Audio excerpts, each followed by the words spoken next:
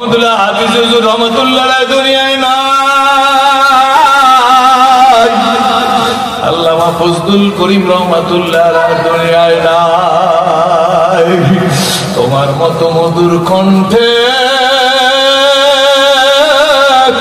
কে শুনাইবে ইশকের গান।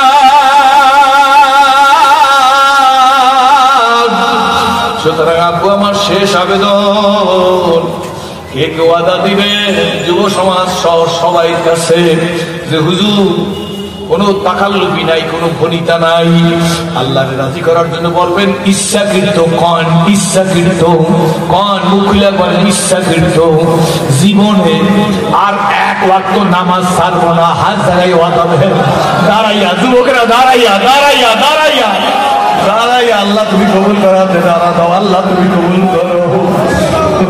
মন খুলে দোয়া করলাম, আল্লাহ তুমি কবুল করো। ধরে বলেন আল্লাহুম্মা আমিন।